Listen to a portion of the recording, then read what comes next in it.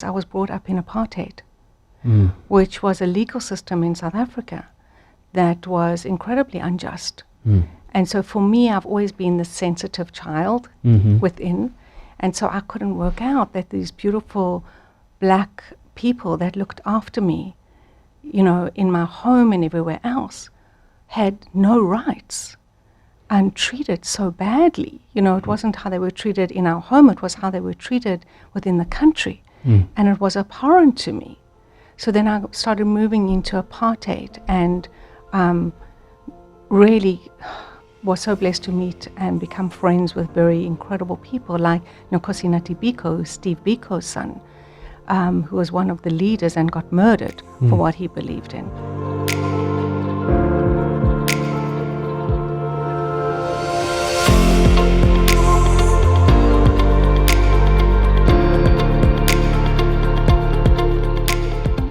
Welcome to the Culmen Group Podcast. I'm your host, Great Moore.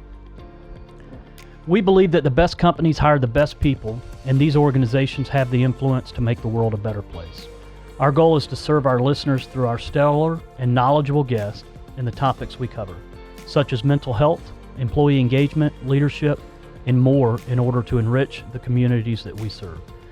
Folks, I'm so excited to have with us today Kim Normand Dobrin. She is a humanitarian, author, visionary, and strategist. Kim, thank you so much. Before I get into the brief introductory of Kim, I just want you guys to pay very special attention. This is a very special day for us, and I think that you guys are going to really, really enjoy this conversation. Thank you, Kim. Thanks, great. Thanks for inviting me on. You are Super excited to be You are with so welcome. So just a bit of a background with Kim. She has done so much in her life, and I just want to thank you for all that you've done for South Africa and coming to the U.S., and I'm just so excited to see what you're going to do here in the U.S. So Kim has been in the nonprofit world for over the past 25 years. She's been part of many successful ventures and organizations, representing survivors of the, is it Soho? Shoah Visual History Institute, formed by Steven Spielberg in South Africa. Founding director of the Apartheid Museum. Sat on Human Rights Commission for Education, founder and CEO of Tolerance Foundation, teaching over 70,000 children life skills based on history. And she founded Tomorrow's Trust in 2005, giving holistic educational and self-development support to orphan and vulnerable children, youth with great success. Tomorrow's Trust is a longitude, deep model for grade R, K1 through grade 12, into college and university, including alumni support. She is a Ashoka Fellow and has studied at the Harvard Kennedy School of International Studies. Kim is author of 3 bestsellers in South Africa, Tomorrow, A Mother's Legacy, and Raising Wisdom. She is also co-author of Freeing Freddie, the Dreamweaver, with her son, Brent Feinberg. Yeah. Kim is a founding director of With Love from Freddie, and I just want to say that it's such an honor to have someone like you on this show. I think the timing is so crucial, especially here in the U.S., for all the work that you're doing. And one of the quotes that I just truly love, Kim, is Kim wants everyone to get to a stage in life where they want more for themselves and humankind. And I think that is such a great description of your work. Thank you. So take me back to the beginning of Kim, a young girl. How did you go from just a young girl to who you are today? What were some of the events in your life that kind of changed the way you saw the world? Well, first of all, I think that if you look at children today, who they are as kids, that personality, that being within them will set the stage for their journey. Mm-hmm. And then we come in so clean. And as we move forward with our journey of life, things impact us and develop us in different ways, especially as a kid, because you're not really aware of what is happening in the changes as you're growing older. So for me, I was a very bright, little, happy little girl.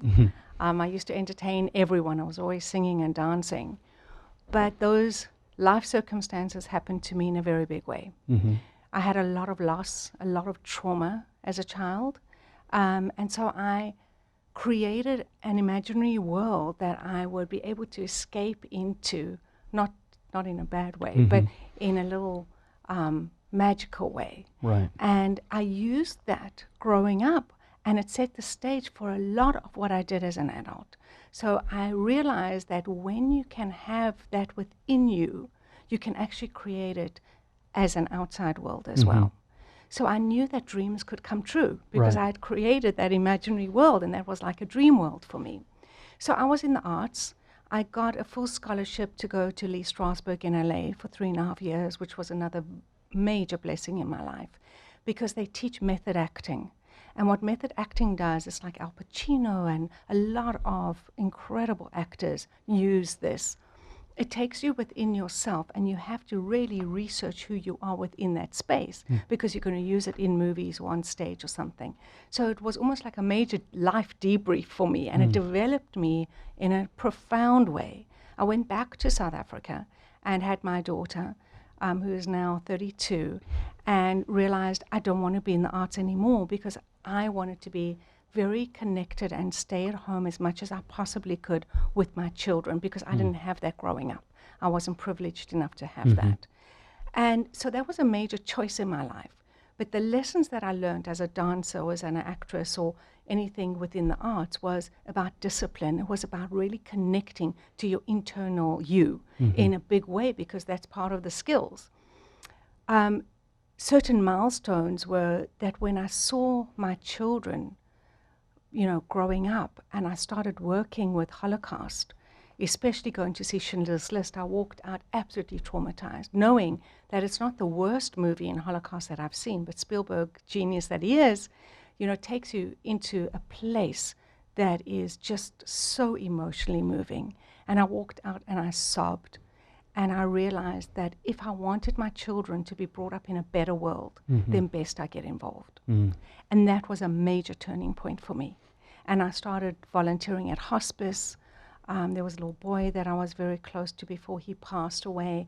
And slowly but surely I moved into the Holocaust genocide arena, where I was working with oral history, learning so much from people who had been through the most horrific circumstances in the world, and realize that this is the humanity that we are all connected to. This doesn't belong to one set of people, that we've all got to make the world a better place. It's incumbent on all of us to actually get involved and change the world into what we want to see our children growing up into. So how did you get involved with the oral history? And that was started by Spielberg, right? Yes, after he made Schindler's List. Okay. He had so many people come up to him and ask about their story and tell him and share their experiences, that he needed to make 50,000 testimonies and movies. And so he created this organization. And it's based out of USC, University of Southern California. And it's the greatest archive of oral history, Holocaust and Rwanda, lots of genocidal examples.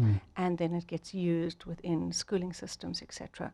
But it's an archive. So you participated in the oral history, and I ran South Africa and Zimbabwe for 18 years.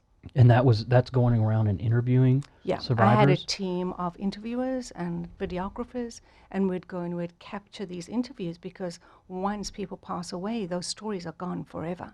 Right. So we were under huge pressure to get it done urgently. Anyone who was under the Nazi regime from 33 to 45. So whether you be gypsy, homosexual, liberator, righteous Gentile, obviously the mass were Jews.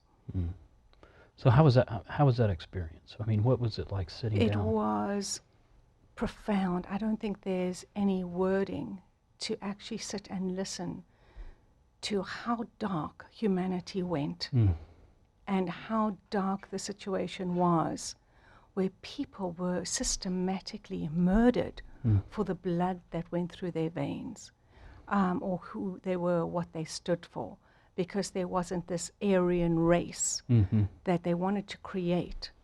And, it was just horrendous. It was dark side for humanity, for all of us. Now, was there ever a time that you were like, I just can't do one more interview? For sure. Yeah. Absolutely. But the belief of if they can live through it, then I can deal with this for one or few hours. As well as I had to do this out of respect for what they went through and how we can actually stop this from happening again. Because I don't want to see anyone going through this again. No. No one, no matter where in the world. And it has. Rwanda happened afterwards. Things have happened that are horrendous. We look around the world right now, what's going on. And people are being killed for simply who they are or what they stand for. And it's unacceptable. Now, how was it cathartic in any way for the survivors? I mean, very. Okay. Very.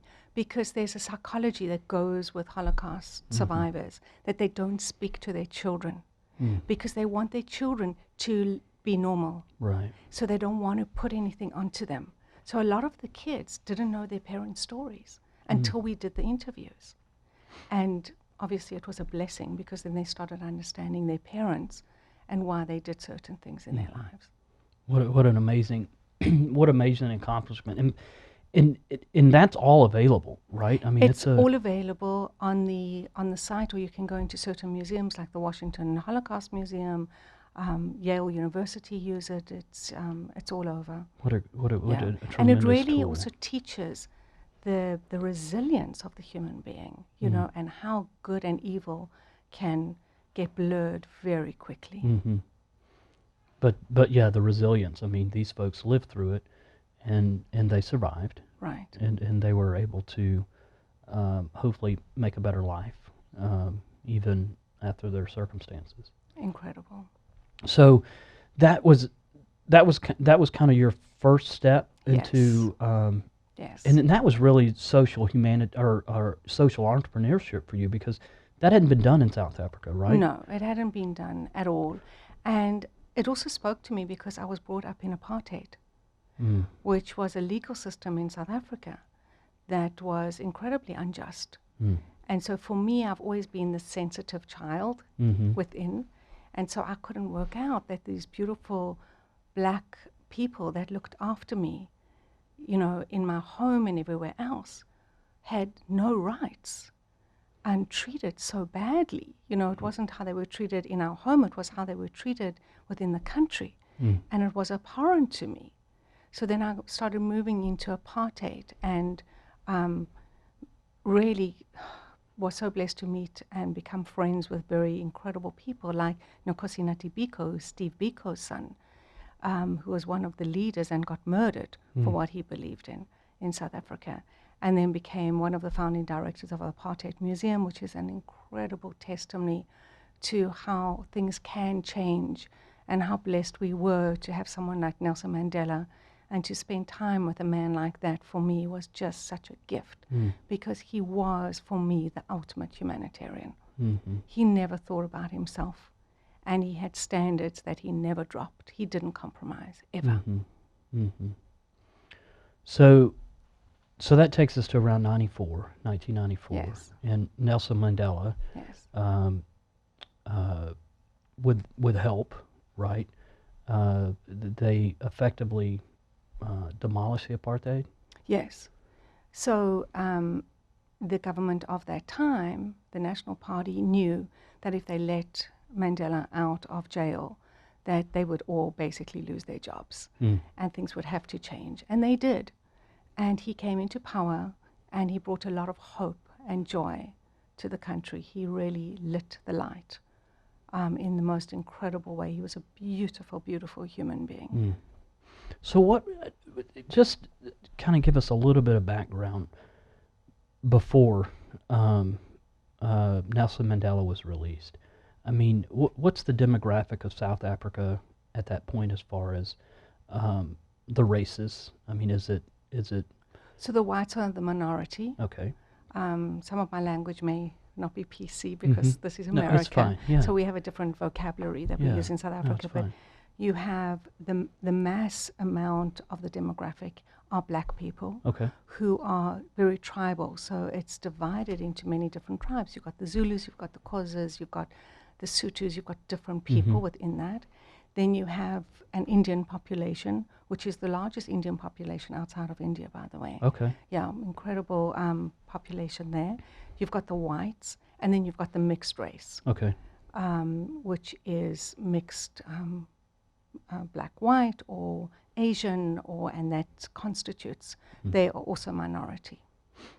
So this was a way, apartheid was used in a way to actually safeguard, for better terminology, but to safeguard the power of the whites in the country. And to safeguard that they would have the top jobs and the advantages that no one else would have.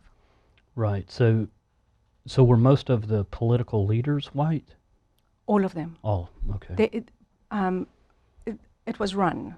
Companies, government, politicians, it was all white. I see. Yeah, it was an absolute control mechanism. Okay. And then so if a black were to try to get power, You just couldn't get locked up. That's what happened with what happened with Mandela. that's right. So it's very much like the South, where it was you had different schools, you had different benches, you had different drinking fountains. It was completely segregated Right. until Mandela came out. Right. And then obviously everything just unraveled. And so you saw one of the pivot points that you saw were with the children. Is that correct? About the same time that you said there is a way to change the future? Well, one of my children, yes. So I saw my children coming into the space, and I wanted a better future for them. And South Africa is just such a beautiful country. I wanted to see the country do better. And so pushing into that direction, and then I became a single mother. So my career in the nonprofit world became even more important. And I knew that I needed to stick to what my heart dictated to me, that I needed to be aligned to my values and what my purpose was. And that meant that I wasn't made for going into the corporate world. I know that I could have been very successful there, but I wanted to make social change and individual change. And therefore, I stuck to staying in the nonprofit world. And then, so there, in '97, you started the Foundation for Education Tolerance. Yeah. And talk to me a little bit about that foundation and how you kind of got it started. The Tolerance Foundation was very interesting because it was all life skills. So we taught kids around South Africa using history as the vehicle, so using Holocaust, apartheid, Rwanda, Kosovo, and honing it down into the kids' lives because they can't relate to all of this history that happened to be for them. So it was used as a teaching tool and then honed down. So what is tolerance? Tolerance between you and me. Tolerance just, if you have a really bad day, how tolerant are you at the end of the day? That's right. We are our worst enemies, love and fear. How do you live your life, either from love or from fear, or being a bystander, or choice, responsibility, consequent. We always have a choice. What are you going to do about that? Even if it's just the choice of your attitude. So we teach these incredible skills, and it was highly successful. And then South Africa went through a major change around HIV/AIDS, came into the picture in a big way. It was horrendous, and we were losing so many people. And so we couldn't raise funding, although the books were totally booked out for the schools, but we couldn't raise funding for it. So I was kind of burnt out. My daughter was in grade 12, so it meant a little shift for me. Took a 6-month sabbatical, and then was exposed to AIDS orphans, and I couldn't pretend that didn't exist anymore. I couldn't get back into my car and pretend that wasn't the way it was. So I stayed up the whole night and thinking, what can I do to help these kids? And horrendous. You'd have a 12-year-old looking after little brothers and sisters with no adults in the home, no food, literally eating grass in the fields, and came up with the belief system that only education is going to change this. Education is your greatest tool, and no one can take that away. So I started Tomorrow Trust with a push from Cyril Ramaphosa, who's now the president of South Africa. And he said to me, Kim, what will it take you to start this? He'd been involved with my work before. And I said, join me as my first trustee, I'll do it. I didn't know what I was doing. Like, you know, that's what happens when you're a social entrepreneur or anyone with that kind of a vision. It's, you know that there's a problem, but now it's like, how do you make this work? And you jump in. You jump in with 2 feet and you know that you're going to have to swim. And so we created it, and we started just with kids going to college. And I knew from Tolerance Foundation that teaching life skills is fabulous, but it's not going to get you a job. And teaching academia is imperative, but it's not going to get you a life. So it had to be both of them together. And that's what Tomorrow Trust is. It's very integrative, it's very holistic, it's very supportive. And so the kids are brought up with an understanding of self-awareness and how they function in the world with real tools and skills, right through from the little ones from K1 all the way through to grade 12, into college and university. And then you've got the academia as well.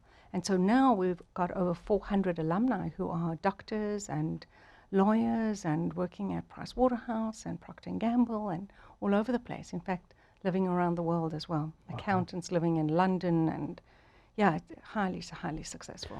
And so with Tomorrow's Trust, I mean, effectively, this is an educational system that it's not embedded in the schools, right? No. So they have to kind of do it on their own time. So school going age, it happens every school holiday and on Saturdays. Okay. And then the university kids, they go, or students, they go to university or college. And then we used to have, we do workshops every month, dealing with different social awareness, consciousness, self-mastery workshops. And so how did you select the kids? I mean, how did that process work? Because I'm sure there were more needs than seats. Millions. There are about 3 million orphan and vulnerable kids in South Africa right now. The situation there is horrendous. So yes, choosing them was the worst time of the year. I've always had the idea that partnership is imperative, because through partnership you make sustainable impact. So we'd work with grassroots organizations, and they would help us choose the kids who would be motivated to be part of this program. I see. So because that's part of it too, right? Exactly. So the grassroots organizations who give the kids food, that's who we would work with, and the schools. Yeah. So from Tomorrow's Trust, and I just want to talk about a couple statistics here, because I think it's very important to kind of put a pin in what you've done with Tomorrow's Trust. But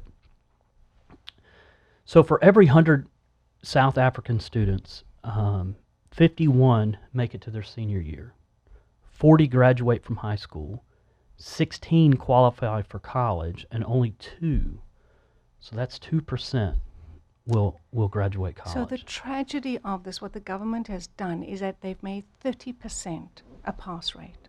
So you can pass from grade to grade knowing only 30% of the work. Oh, wow. So by the time you get to grade 10, you don't even know grade 4 academics. Right. So by the time you finish, if you pass grade 12 with 30%, you're not going to college or university. No, and if you do get in... And there is a over 50% unemployment rate there. Wow. So as we kind of go, just speak to that, and then now that you're in the U.S., I mean, how does that correlate? Because I don't think we can truly appreciate exactly what you just said. No. I don't think Americans realize how blessed they are that they are born in this country and hold an American passport. Yeah.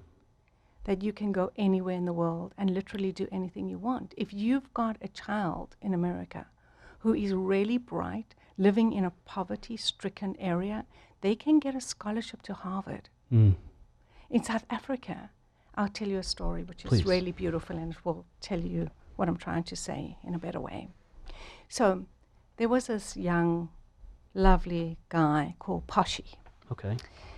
He came from a very poor area of South Africa, and he got into medical school at Wits University, which is a top university there.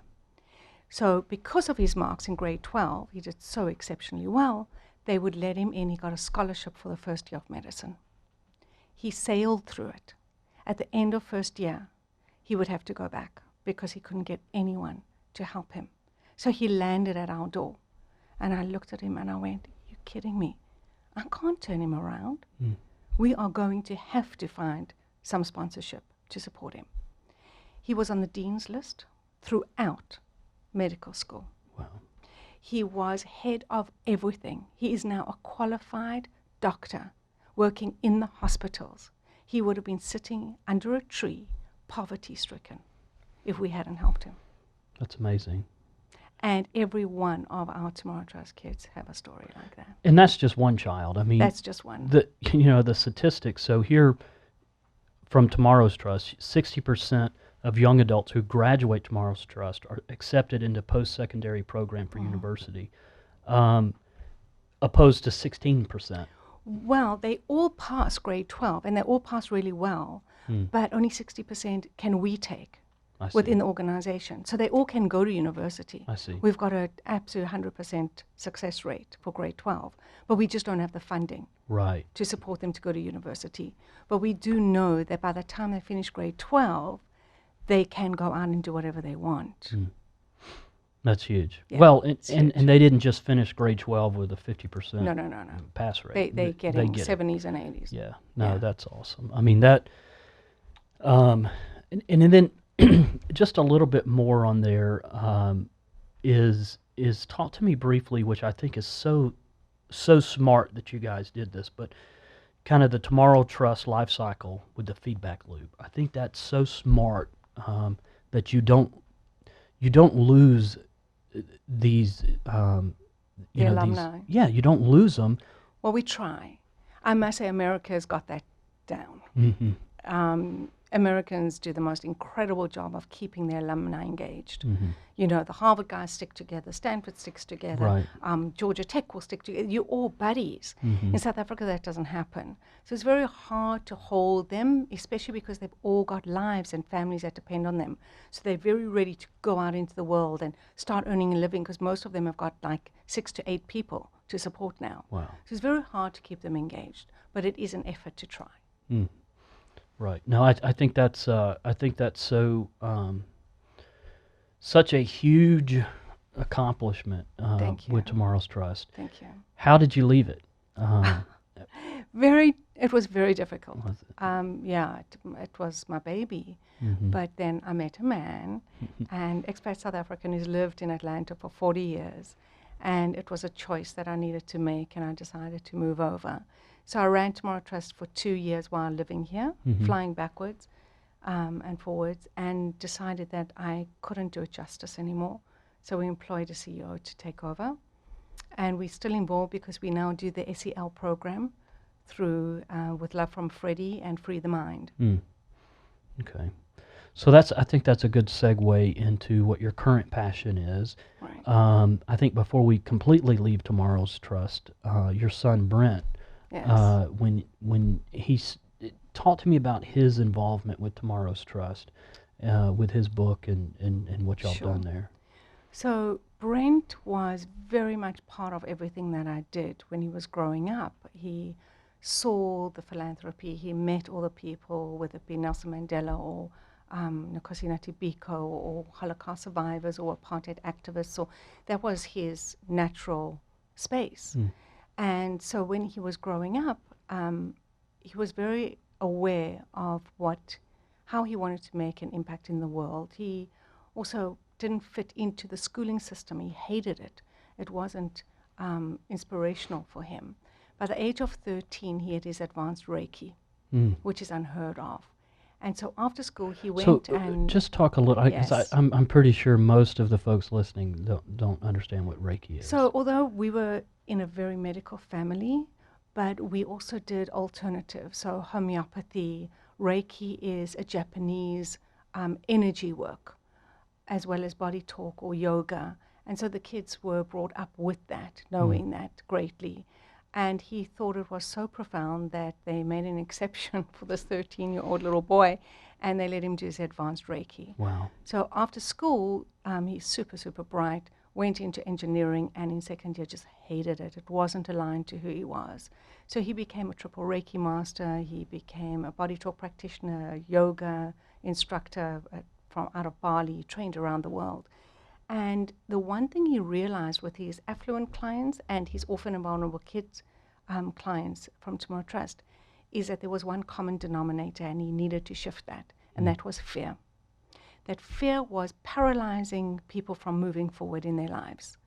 And so he wrote Freeing Freddie, the Dreamweaver. Okay. And it's a very magical story, and he writes in layers. So you can read this to a 7-year-old, right through to grade 12, right into companies and corporates. I mean, we've workshopped BB&T using it, or Price Waterhouse, or we've worked with them reading the story because it goes into layers. And what it does is that it looks at what is anxiety. Now, anxiety, we work with Derek Morgan from the Titans. He's an NFL player.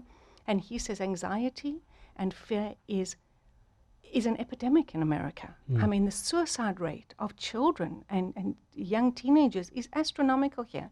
And it's all because of fear and anxiety.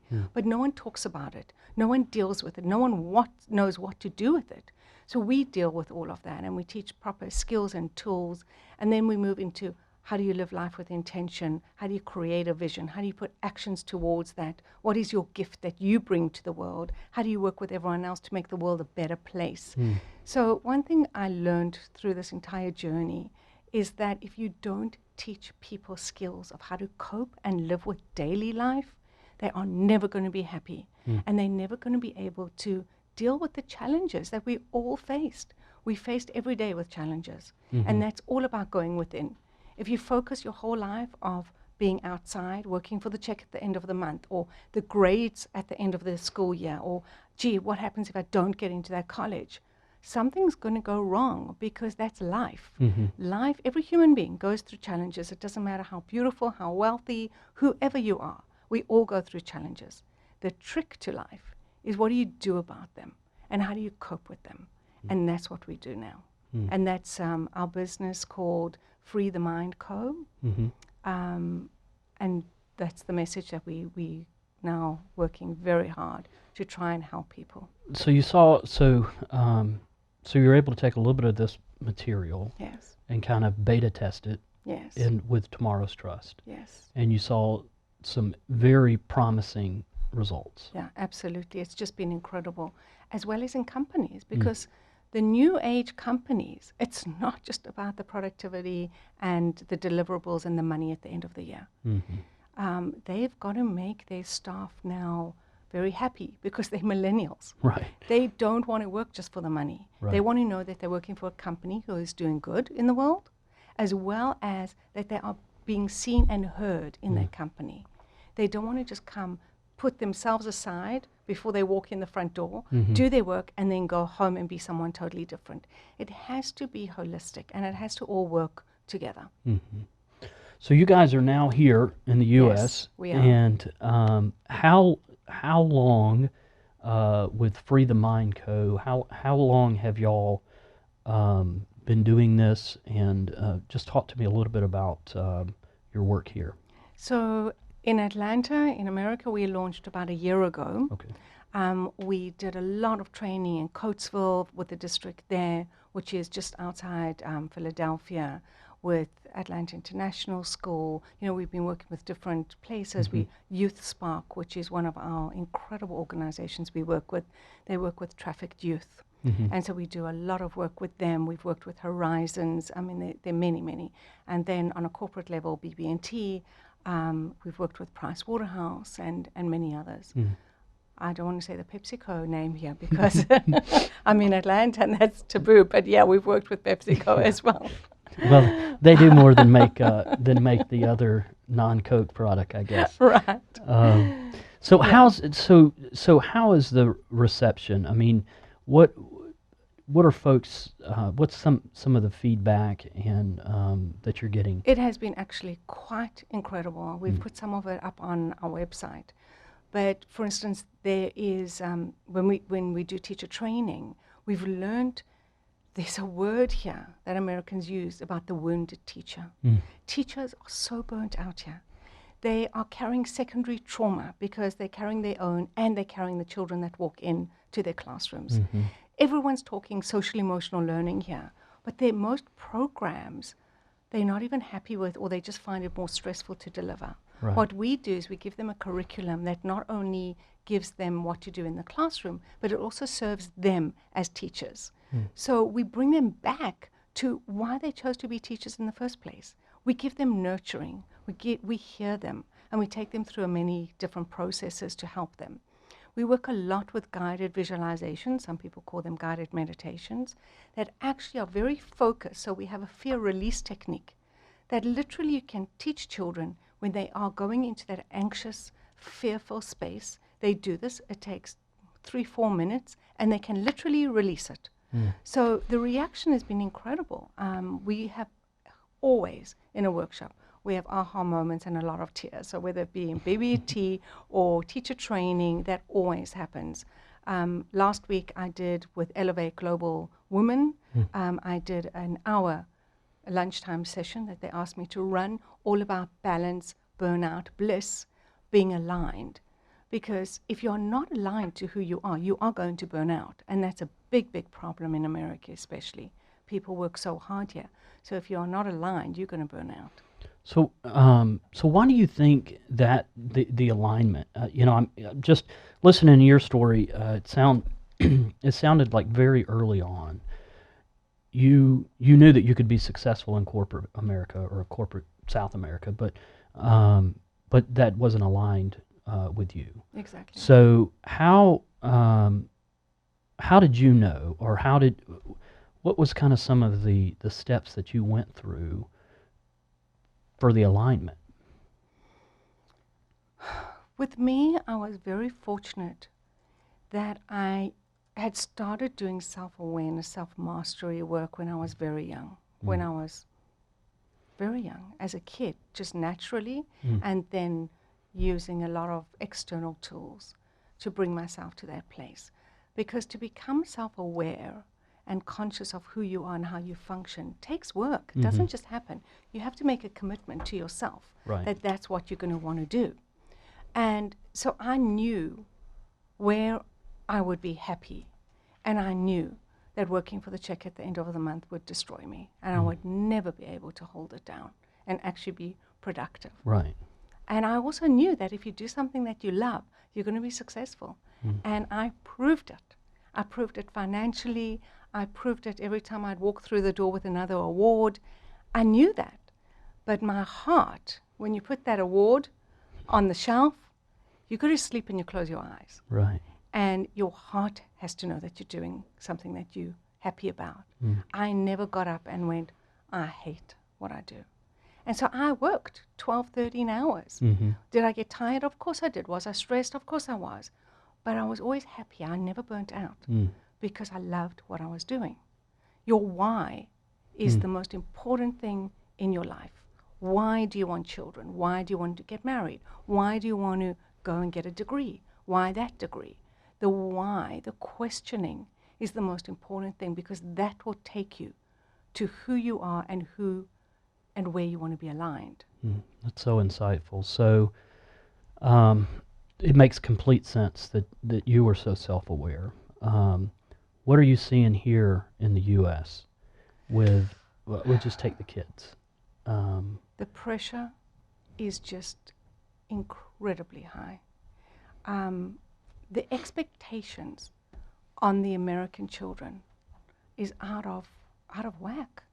It's your children don't have time to actually play and be children. And they put under so much pressure to say, what happens if I don't? I mean, I had a mother talking to me about her child at 10 years old is so stressed that she's not going to go to college, the right college, a Harvard, a Stanford, or whatever. The kid is 10. Wow. Whoever we speak to, the teachers, the schools, the counselors, say they've never seen such an extent of stress and anxiety. And then on top of that, you've got social media here. So there's never downtime for the kids. There's never quiet time. They are always on. And what they're seeing is that what happens if I'm not on, then I'm not going to be included. It's heartbreaking to actually see them not connecting to each other, to people, as we should. They need to be outside. They need to be in nature. They need to be using their imaginations. It's proven that the more kids play in nature and create games, I don't know when you were a kid, but even with my children, we were playing outside. We used to play with sticks and stones and swim and do whatever we made up games. Right. And it's proven that that will stand them in good stead. It develops your intellect, develops your EQ. EQ. So, emotional intelligence. How does your program, right, with Freddie and freethemind.co, talk to me, how does that change or help a child, right? So what's we've got a normal child that's 10 years old, like you just mentioned, hyper stressed, on social media, at home, and never has any downtime. They're not playing outside as much, and they're just always on. What will your program and your book, what doors does it open for the kids? Well, first of all, one of the most important things that if it's being done at home, the reason why Brent and I wrote these books is to create that connection and communication with the parents. Okay. Because parents don't often know how to deal with these situations. So, for instance, for the little ones, there's the reader, the storybook. It looks like a kid's book, but don't be, misguided. It's for all ages. So you read the story together, and then for little ones below 10, 11, use the activity craft book, and then over 11, you use the workbook. So the little ones with the activity craft book, there are exercises in there. So there's a brave mask, which I love.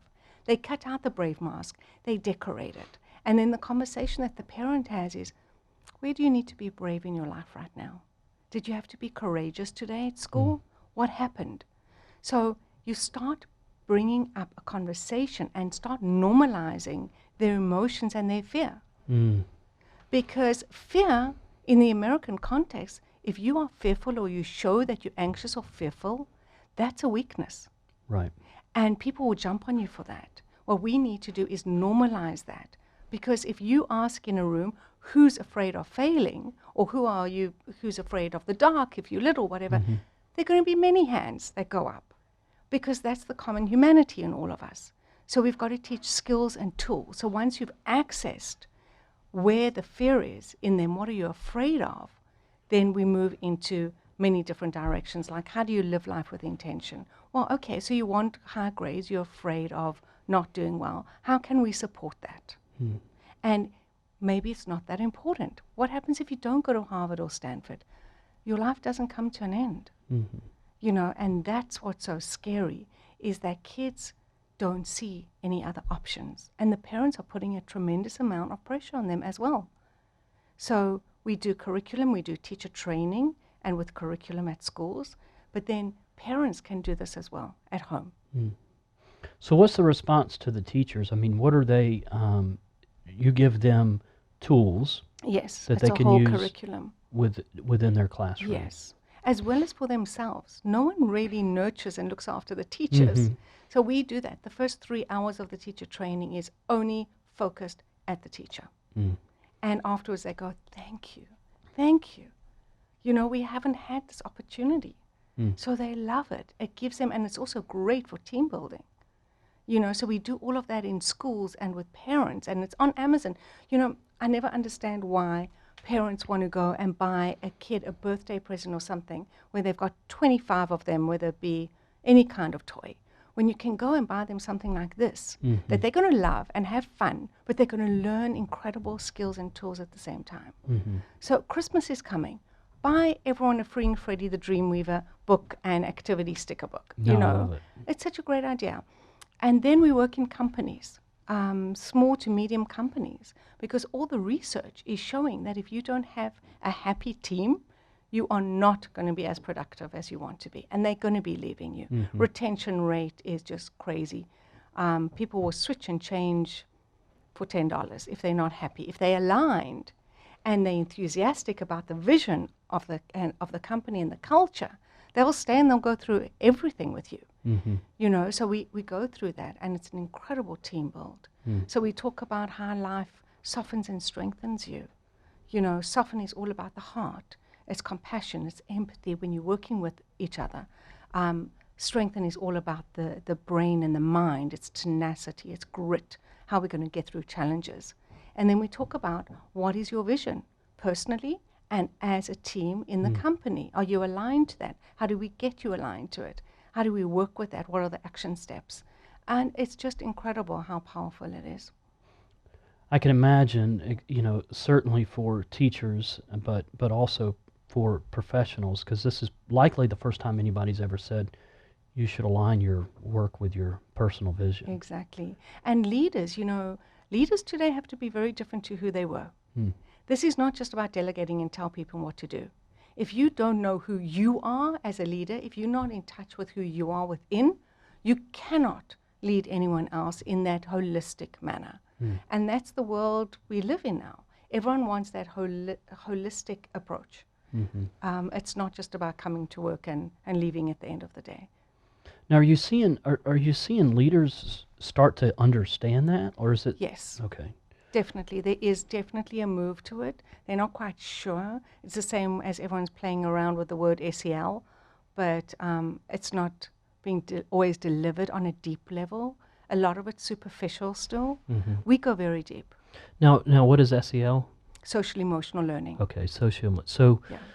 what are you seeing from the social-emotional learning? I mean, what are folks trying to engage there? So there are a lot of programs out there that the schools are using, but either they're very text heavy or very demanding of the teachers, whereas we try and keep it very light and flexible for the teachers. So the curriculum is, for instance, I'll give you an example.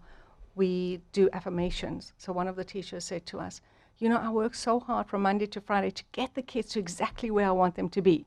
Monday they come back, I've got to start all over again. So what she was going to do with our exercise that we showed her is do the affirmations for a Monday and put it on their desks. So by the time they walk in, they're already in that frame of mind. So we work with them in different ways to make their classrooms just nicer and happier to be in. Yeah, it can be chaotic in the classroom. Yeah, totally. As well as the characters, Freddie and Mr. Cotton, and in the next book it's Professor Honey, and the third book has got a little girl named Lucy in. The characters are just so lovely, you know. So once you've got these characters that you work with, I'll never forget that a very good friend of mine that I met when I first came to Atlanta 5.5 years ago. I was still traveling up and down. And then I immigrated 3.5 years ago, and she loved, her son of 10 loved the book, and he was a cool dude, and he just loved it. He kept it out on the kitchen table. And she sent me a text, and I was anxious and I was stressed. I was leaving everything that I know behind. I was like, how am I going to do this? How am I going to work in a country that I don't know? No one knows who I am. How was I going to live and survive in this space? And she sent me a text that said, be brave like Freddie. And I'll never forget that. It was just so incredible. And that's what we do. We teach people how to use their skills and tools in a way that they'll use them forever. No, I mean, but that's such a good visual, right? Because if you've learned the content, then be brave like Freddie. Right. You know, okay. Exactly. It resonates. Exactly. It's just an incredible story. What's your, kind of talk to me a little bit about the future. What's your vision? What's your hope on getting this message out? The vision is to do more and more teacher training. Wherever we are asked, we will go, so that the teachers feel good about themselves and what they can actually deliver to impact their classroom. So it's not just all about the marks, because as I said, the research all shows that if you don't have this side, the academics will never be as good. So we want to teach as many teachers as possible. We want as many schools to be using the curriculum wherever we can go. as well as we want to go into companies. We want to help those leaders. We want to help those teams. We want people to be successful. We want them to be successful and happy. Because if someone's successful and happy, it makes our world a better place. Right. We don't want all grumpy, miserable, angry people walking around the planet. Yeah. You know, the more happy people are, the better it is for all of us. Absolutely. And I think that it's the timing is so perfect. Right, exactly. You know, we're just in a very anxious state. Yes. Do you see the U.S. as more anxious than South Africa, or it's different? It's different. It's different. Well, there's South real Africa has physical threats. physical threat, right? You know, there, and so you're living with your senses high all the time when you cross a road. You know, here I'm concerned. You know, when we get home in South Africa, the alarm goes on, everything happens. You know, here you have that safety, but the pressure in America to be what you should be is just overwhelming, because what should you be? Right. And who says you should be that way? Right. Who says you need to look a certain way? So our characters, we try not make a certain look, because what does it matter? Yeah. But, you know, we've also got to look at, what do we teach our children? And what do we expect as adults? What is right or wrong? Is there a right or wrong? You know? But the big thing is, are you happy? Right. And if you are not happy, then you need to make a change. That's right. And that's what we look at. We look at transforming thought patterns and enhancing emotional intelligence.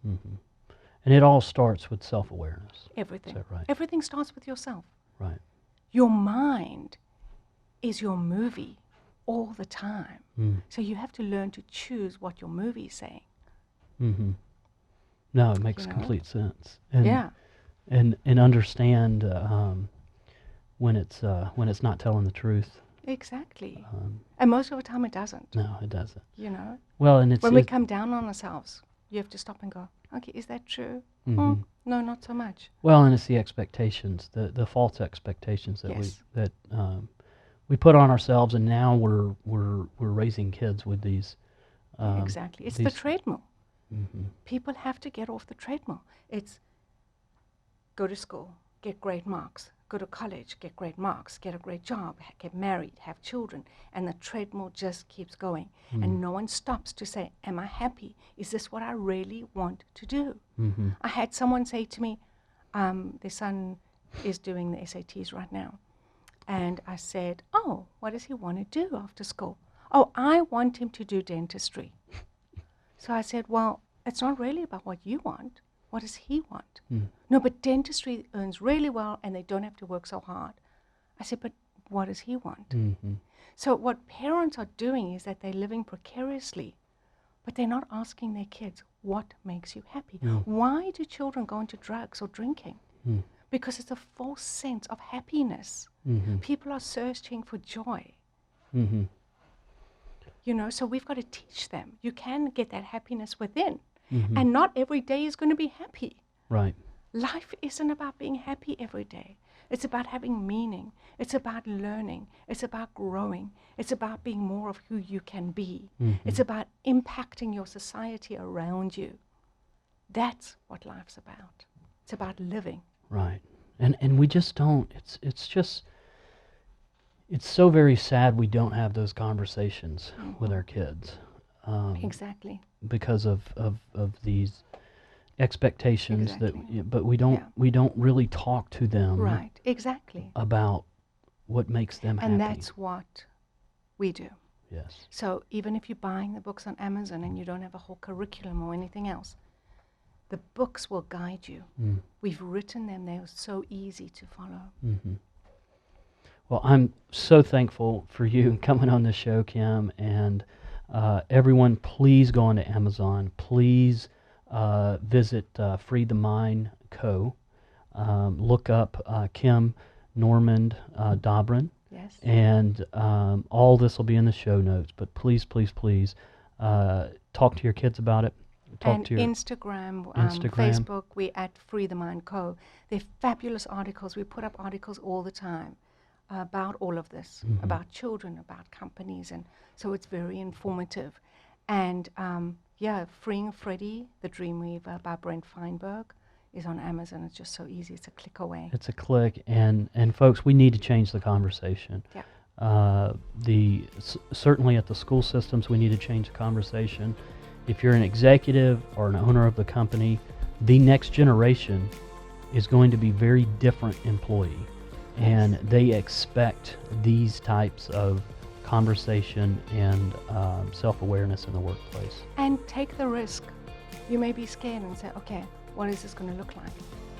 You know, it's one day in your life, and it's amazing what you're going to get out of it. Absolutely anyway. amazing. Well, thank you so much, Kim. Thanks. I really Thanks appreciate so your much. time. Thank you. Thanks for inviting me on.